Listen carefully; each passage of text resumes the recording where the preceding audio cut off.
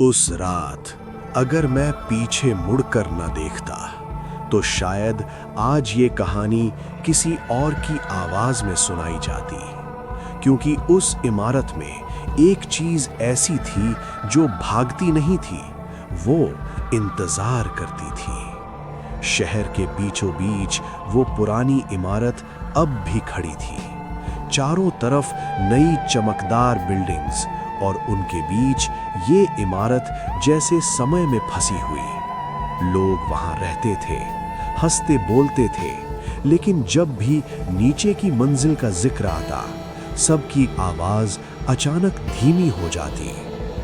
मैं कबीर आवाजों पर काम करता हूँ। डॉक्यूमेंट्री वॉइस ओवर मेरा पेशा है। मुझे खामोशी से ज्यादा उसके पीछे छुपी आवाजें डराती हैं।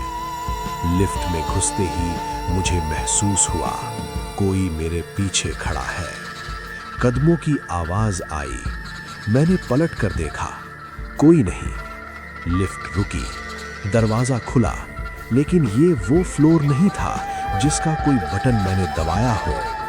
सामने सीढ़ियां थी, नीचे जाती हुई। हवा ठंडी थी और अजीब बात ये थी कि उस ठंड में भी मेरे माथे से पसीना बह रहा था। मैंने रिकॉर्डर ऑन किया, अपनी आवाज में बोलने लगा, लेकिन जब प्लेबैक सुना तो उसमें मेरी आवाज के अलावा एक और आवाज थी, धीमी, टूटी हुई, नीचे मत आना। सीढ़ियों पर कदम रखते ही मुझे लगा जैसे हर सीढ़ी मुझे गिन रही हो। 1, 2, 3। दीवारों पर पुरानी तस्वीरें थे।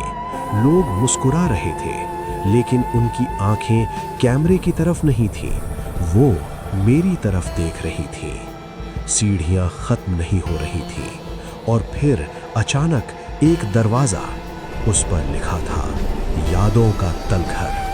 मैंने दरवाजा खोला। अंदर कोई कमरा नहीं था, सिर्फ आवाजें थीं, रोना, हंसी, चीखें और बीच में एक आईना। मैंने उसमें देखा, वहां मैं नहीं था, वहां मैं खड़ा था, आंखें खुली लेकिन जिंदा नहीं। पीछे से एक फुसफुसाहट आई, जो नीचे आता है वो ऊपर नहीं जाता। मैं भागा, लेकिन सीढ़ियां अब ऊपर नहीं जा रही थी। मेरी सांसें भारी होती जा रही थी और तभी मुझे समझ आया, ये इमारत लोगों को नहीं मारती, ये उनकी आवाज अपने पास रखती है। अगली सुबह इमारत के बाहर मेरा रिकॉर्डर मिला, चल रहा था। उसमें एक आवाज थी, मेरी, और वो कह रही